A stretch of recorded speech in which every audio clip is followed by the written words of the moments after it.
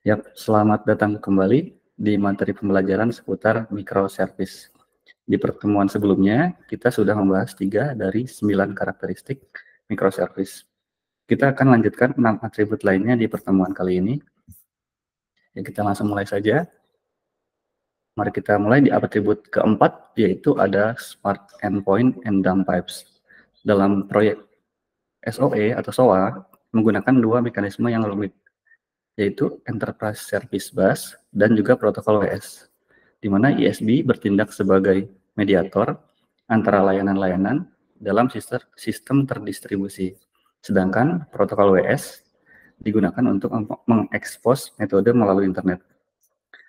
Kompleksitas dan komunikasi antar layanan membuat komunikasi antar layanan menjadi rumit dan sulit untuk dipelihara. Pendekatan lain dalam arsitektur microservice menggunakan pendekatan yang lebih sederhana dengan menggunakan dump pipes, yaitu protokol komunikasi yang sederhana. Pendekatan ini meminimalkan kompleksitas komunikasi antar layanan dan memudahkan pemeliharaan sistem. Arsitektur microservice berusaha untuk memanfaatkan apa yang sudah ada di dalam web, seperti protokol HTTP dan juga REST API. REST API menggunakan metode HTTP dan juga kode respon HTTP dan protokol HTTP juga, menjadikannya pilihan yang sangat sederhana dan efektif untuk komunikasi antar layanan. Nah, ini kurang lebih gambarannya seperti ini. Di sini terdapat gambaran arsitektur tradisional berbasis SOA. Pada arsitektur tradisional ini, layanan-layanan terhubung menggunakan ISB atau Enterprise Service Bus. Layanan-layanan ini seringkali terhubung secara terpusat melalui ISB, yang bertindak sebagai mediator untuk melakukan berbagai hal. Hal ini menghasilkan arsitektur yang terpusat dan terstruktur, di mana layanan-layanan bergantung pada ISB tersebut. Kemudian di next slide, sedangkan ini adalah gambaran arsitektur untuk microservice. Arsitektur microservice mengadopsi pendekatan yang terdistribusi dan terdesentralisasi, di mana setiap layanan memiliki tanggung jawabnya sendiri dan tidak bergantung pada infrastruktur pusat. Dengan demikian, pernyataan tersebut menggambarkan evolusi dari arsitektur terpusat berbasis SOA menuju ke arsitektur yang lebih terdistribusi dalam bentuk arsitektur microservice. Hal ini memungkinkan aplikasi untuk lebih modular, scalable, dan juga mudah untuk diperbaiki atau diupdate. Oke. Nah, ini ada beberapa poin penting terkait implementasi arsitektur microservice. Yang pertama, tidak disarankan menggunakan koneksi langsung. Yang kedua adalah, sebagai gantinya, solusi yang lebih baik adalah menggunakan discovery service atau gateway. Layanan-layanan ini menyediakan solusi yang berbeda terhadap masalah koneksi langsung, dan umumnya digunakan dalam sistem microservice yang besar. Dan berikutnya adalah terkait pengembangan baru dalam web API. Meskipun penggunaan REST API telah umum, dalam beberapa tahun terakhir munculnya API baru seperti GraphQL dan juga gRPC juga semakin populer dengan cepat. API ini memiliki keunggulan dalam mengekspos data dan fungsionalitas untuk microservice. Namun perlu dicatat juga bahwa API seperti GraphQL dan gRPC cenderung lebih kompleks dibanding dengan REST API, terutama dalam hal pengaturan dan implementasi. Meskipun demikian, API tersebut masih dapat dipertimbangkan dalam arsitektur microservice, tergantung pada kebutuhan dan kompleksitas sistem. Dengan demikian, poin-poin tersebut menyoroti pentingnya pemilihan solusi yang tepat dalam desain dan implementasi arsitektur microservice, serta memperhatikan perkembangan terbaru dalam teknologi web API. Nah, jadi motivasi di balik atribut Smart Endpoint and Dump Pipes ini kurang lebih ada 2 poin. Yang pertama adalah motivasi untuk mempercepat pengembangan perangkat lunak. Yang kedua adalah untuk memudahkan pemeliharaan. Dengan demikian, konsep Smart Endpoint and Dump Pipes bertujuan untuk mengurangi kompleksitas dan meningkatkan kecepatan pengembangan, serta pemeliharaan perangkat lunak dengan kembali ke metode komunikasi yang lebih sederhana, dan fokus pada logika layanan. Hal ini menjadi salah satu prinsip fundamental dalam desain arsitektur microservice yang efektif. Oke, ini ada atribut berikutnya. Yang kelima, ini adalah arsitektur microservice, yaitu decentralized governance atau pengaturan terdesentralisasi.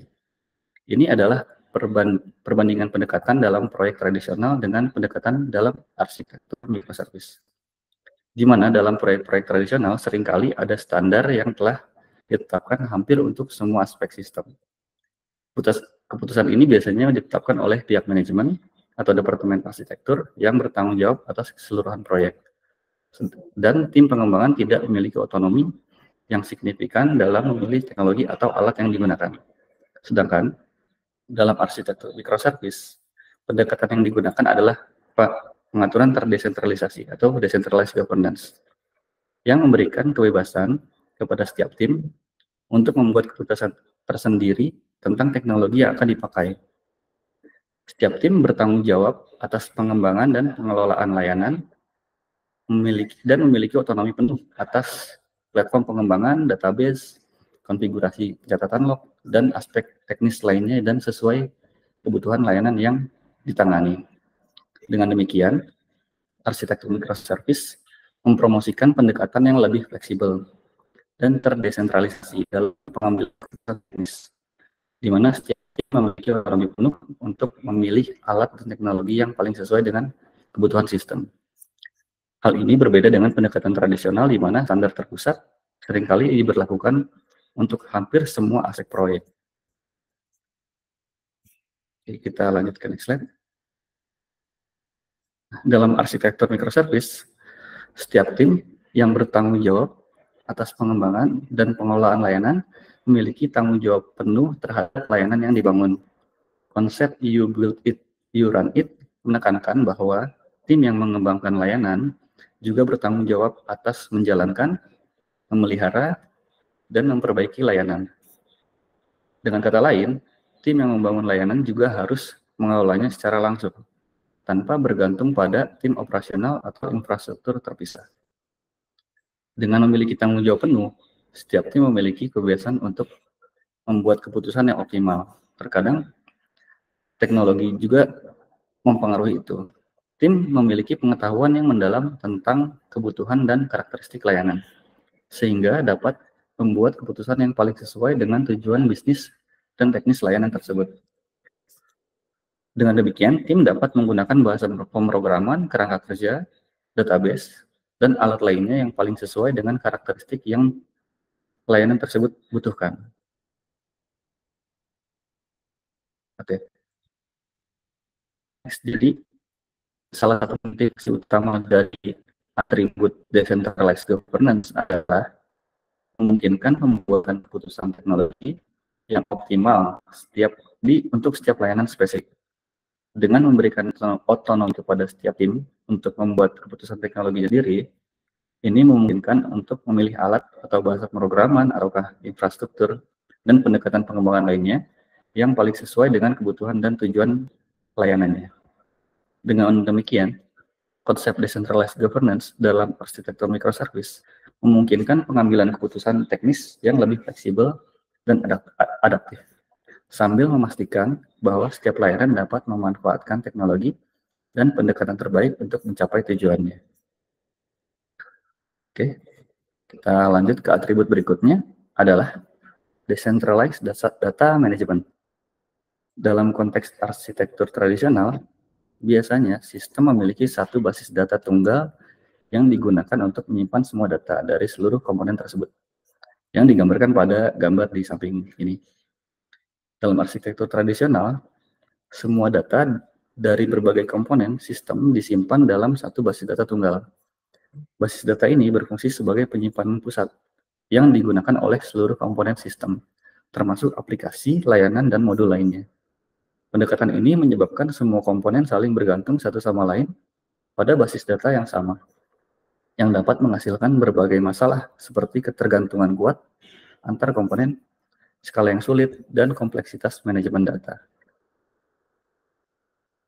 Nah, kemudian decentralized data management dalam microservice kurang lebih gambarnya seperti ini. Pendekatan ini diubah dengan mempromosikan penggunaan basis data terdistribusi, di mana setiap layanan memiliki basis data sendiri. Dengan kata lain, setiap layanan dalam arsitektur microservice memiliki basis data yang terpisah dan mandiri untuk menyimpan data yang diperlukan oleh layanan tersebut. Ini memungkinkan setiap layanan untuk beroperasi secara independen dan tidak bergantung pada layanan lain untuk akses data. Pendekatan ini mengurangi ketergantungan antar layanan dan memfasilitasi skalabilitas, fleksibilitas, dan perubahan yang lebih baik dalam lingkungan microservice. Oke. Nah, ini ada beberapa poin penting terkait atribut decentralized data management dalam microservice. Yang pertama adalah atribut yang kontroversial. Manajemen data terdesentralisasi adalah salah satu atribut yang paling kontroversial. Mengapa? Karena hal ini disebabkan oleh kompleksitas dan tantangan yang terkait dengan penggunaan basis data terpisah. Putusan untuk memisahkan basis data seringkali menjadi topik perdebatan dalam tim pengembangan. Yang kedua adalah tidak selalu memungkinkan. Pemisahan basis data ini setiap layanan tidak selalu mungkin atau praktis dalam setiap skenario. Terkadang ada kendala teknis, fungsional, atau bisnis yang membuat pemisahan tersebut sulit dilakukan. Misalnya ketika layanan-layanan saling bergantung pada data yang sama atau memerlukan konsistensi transaksi yang ketat. Pemisahan basis data dapat menimbulkan masalah tambahan. Nah, poin berikutnya adalah terkait penggunaan basis data terpisah untuk setiap layanan dapat memunculkan sejumlah masalah, termasuk transaksi terdistribusi yang kompleks, duplikasi data, dan lain-lain. Dan poin terakhir adalah jangan bersikeras. Nah, dengan mempertimbangkan kerumitan dan tantangan yang terkait dengan manajemen data, penting untuk tidak bersikeras pada pemisahan basis data untuk setiap layanan. Arsitek harus fleksibel dan terbuka untuk mempertimbangkan solusi alternatif yang lebih sesuai dengan kebutuhan dan karakteristik sistem yang sedang dikembangkan. Seperti itu. Kemudian, jadi motivasi di balik atribut decentralized data management ada 2 poin kurang lebih. Yang pertama adalah menggunakan alat yang tepat untuk tugas yang tepat. Nah, contohnya adalah memiliki basis data yang sesuai, sangat penting. Karena tidak semua basis data sama. Beberapa basis data lebih cocok untuk tugas tertentu daripada yang lainnya. Sebagai contoh, basis data relasional sangat baik untuk query yang kompleks pada data terstruktur. Sementara basis data NoSQL cocok untuk menyimpan jumlah data semi terstruktur yang besar. Dalam sistem modern, seringkali kita harus menangani kedua jenis tugas tersebut. Oleh karena itu, penting untuk memiliki kemampuan menggunakan basis data yang tepat. Untuk poin yang pertama. Poin kedua adalah mendorong isolasi. Memisahkan basis data mendorong isolasi antara layanan-layanan. Ketika tim pengembangan layanan tahu bahwa ada layanan tersebut memiliki basis data sendiri dan tidak ada akses data ke layanan lain, maka desain layanan akan menjadi lebih terisolasi dan kurang bergantung pada data dari layanan lain. Dengan memisahkan basis data untuk setiap layanan, kita dapat memastikan bahwa setiap layanan menggunakan alat yang paling sesuai untuk kebutuhan karakteristiknya. Ya, kemudian kita lanjut lagi ke atribut berikutnya, yaitu infrastruktur automation. Nah, paradigma SOA mengalami kekurangan dalam hal penggunaan alat bantu. Sebagai hasilnya, banyak operasi yang seharusnya cukup cepat berakhir dengan sangat lambat dan mempengaruhi jadwal proyek. Hal ini terutama terjadi pada pengujian dan implementasi atau deployment, yang merupakan bagian utama dalam siklus hidup sistem. Sekarang, alat bantu otomatisasi dapat sangat membantu dalam mempercepat implementasi pada 2 area ini, yaitu pengujian otomatis dan implementasi otomatis. Faktanya, jika teman-teman lihat siklus hidup proyek yang khas seperti yang digambarkan dalam artikel Martin Fowler dan James Lewis, teman-teman akan melihat ada banyak langkah yang ketika diotomatiskan dapat membawa seluruh proses implementasi ke level yang baru. Memang gambaran ini mengasumsikan 5 jenis pengujian. Dan dalam dunia yang sebenarnya mungkin jumlahnya lebih sedikit. Namun apapun jenis pengujian yang teman-teman gunakan, otomatiskannya akan membuat jauh lebih cepat. Ya. Di slide berikutnya, ini adalah pentingnya otomatisasi dalam konteks microservice. Ini tidak bisa dilebih-lebihkan.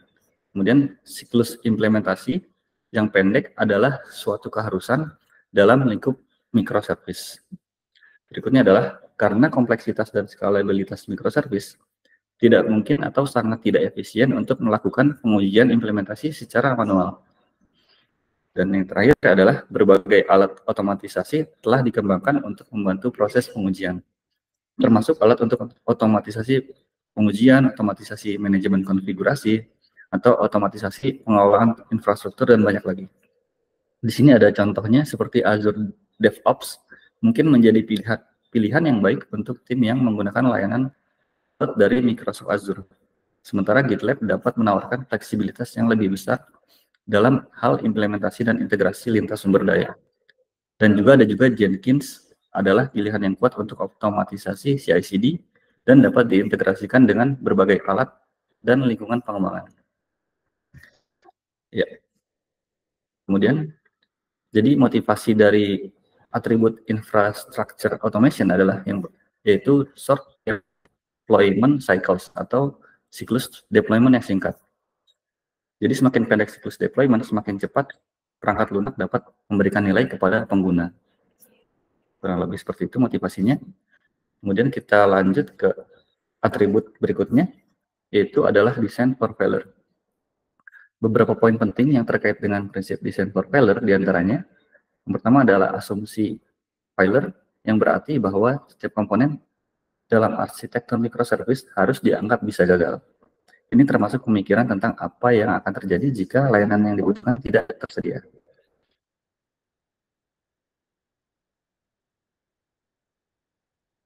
Kemudian adalah handling failure gracefully.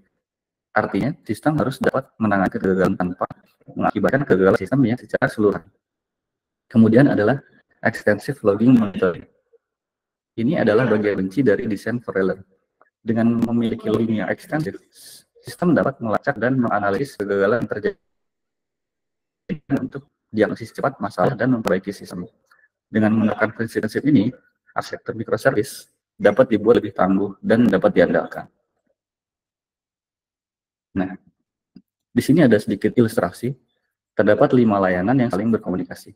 Layanan yang berada di bagian kiri, yang warna merah dan biru muda, memanggil layanan yang berada di tengah atau yang berwarna ungu. Nah, sedangkan layanan yang berada di bagian atas atau warna hijau, memanggil layanan yang berada di bagian bawah, warna orange. Dalam microservice, penting untuk mengasumsikan bahwa ada kemungkinan terjadi kegagalan. Dengan kata lain, kode harus dirancang untuk menangani situasi di mana terjadi kegagalan dalam komunikasi antar layanan atau dalam operasi lainnya. Ini adalah contoh yang digambar. Mungkin contohnya seperti ini. Mungkin kita tidak memiliki koneksi jaringan yang stabil antara layanan biru muda dan ungu, atau bahkan lebih buruk, layanan yang berwarna orange mungkin mati. Hal-hal seperti itu bisa terjadi. Jadi apa yang akan dilakukan oleh sistem? Pada dasarnya 3 hal. Yang pertama adalah catch the exception. Jangan biarkan errornya hingga ke customer atau pengguna. Hal ini akan menimbulkan kebingungan atau bahkan bisa mengungkapkan data sensitif yang bisa dimanfaatkan oleh pihak lain yang tidak bertanggung jawab. Selanjutnya ada poin kedua, yaitu untuk meretry koneksi. Dan jika tidak ada yang berhasil, catat log tersebut sehingga pengembang akan menyadarinya dan menganalisanya lebih lanjut. Oke. Salah satu elemen yang harus teman-teman pasang adalah monitoring. Biasanya produk pihak ketiga yang membantu layanan. Sebagai contoh, produk monitoring biasanya memantau penggunaan CPU, RAM, dan juga memeriksa sekaligus memastikan layanan tersebut berjalan. Ketika mendeteksi masalah, dia tahu untuk mengeluarkan peringatan baik itu ke konsol atau ke layanan pesan lain seperti email atau teks. Kalau di company saya saat ini biasanya pesan tersebut diteruskan di grup Google Chat sebagai contoh. Berikut adalah beberapa produk monitoring yang populer, seperti Azure dan Application Insight. Kubernetes juga memantau layanan dan dikelolanya dan mengeluarkan peringatan ketika masalah terdeteksi. Kita akan membahas lebih lanjut Kubernetes di bagian deployment nanti. Nah, kita lanjut. Nah, jadi apa motivasi dibalik atribut design for failure? Tidak. Jadi motivasinya adalah untuk meningkatkan keandalan sistem. Jika sistem dapat menangani kesalahan dengan elegan, sistem akan mengalami lebih sedikit crash. Oke, dan sekarang mari kita lanjut ke atribut yang terakhir, yaitu adalah evolutionary design atau desain evolusioner ya. Ketika beralih dari monolit ke microservice, perpindahannya haruslah bertahap. Mungkin menggoda ya untuk memecah semuanya dan memulai dari awal, tapi itu tidaklah benar. Ketika beralih ke microservice, pendekatan terbaik adalah memulai dengan hal kecil dan meningkatkan setiap bagian secara terpisah. Dengan cara ini kita mengubah sistem secara bertahap, menciptakan sistem modern dan memiliki banyak kesempatan untuk mengetahui jika kita membuat kesalahan. Kita akan sama-sama bahas nanti terkait peralihan dari monolit ke microservice. Ya, jadi kita telah mencapai akhir dari 9 atribut di microservice seperti yang diuraikan dalam artikel penting Martin Fowler dan James Lewis, tapi ada beberapa hal yang perlu teman-teman perhatikan. Pertama, di sini ada panduan. Ini bukan instruksi yang wajib, teman-teman tidak boleh mengikuti secara baku. Semuanya yang dijelaskan di sini, tetapi perhatikan dengan sesama atribut-atribut dan adaptasi hanya apa yang cocok. Beberapa atribut mungkin tidak relevan dan sepenuhnya sah untuk memutuskan untuk tidak mengikutinya. Hal lain yang perlu diperhatikan adalah dunia microservice berubah dengan cepat dan konsep yang berlaku 2 tahun lalu dianggap ketinggalan zaman ini. Jadi penting untuk mengikuti API baru, tools monitoring baru, layanan cloud baru, dan lain-lain.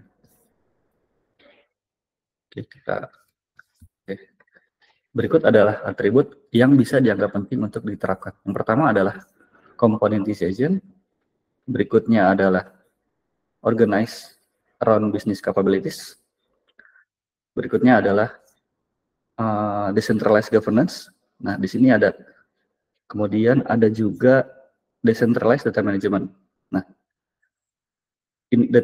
manajemen data terdesentralisasi juga merupakan salah satu atribut yang paling penting. Kita memiliki beberapa keraguan tentang hal itu, dan masih merupakan atribut yang paling kontroversial. Tetapi, masih jika memungkinkan, atribut ini pasti ide yang bagus untuk menggunakan basis data terpisah untuk setiap layanan. Ini membuat layanan menjadi lebih otonom dan kurang bergantung pada mekanisme eksternal lainnya. Yang terakhir, dalam daftar ini adalah infrastructure automation atau otomatisasi infrastruktur. Ini pasti sesuatu yang tidak boleh dikompromikan. Karena membangun arsitektur microservice tanpa otomatisasi akan mungkin menghasilkan sistem yang lambat dalam pengujian dan implementasi. Dan klien akan mulai mempertanyakan efektivitas semuanya. Jadi sebelum memulai perjalanan microservice, berbicaralah dengan tim IT pengembang dan pastikan alat-alat otomatisasi menjadi bagian dari rencana. Oke, jadi itulah atribut-atribut arsitektur microservice yang perlu kita pahami dengan baik. Saya harap bagian ini memberikan teman-teman pengetahuan yang diperlukan untuk merancang arsitektur microservice yang baik. Oke, jadi summary tadi akan menjadi penutup pembahasan kita kali ini seputar atribut microservice yang ditulis oleh Martin Fowler dan James Lewis. Next, kita akan bahas bersama lagi dengan tema problem solved by microservice. Saya Andrian, terima kasih dan sampai jumpa di sesi berikutnya.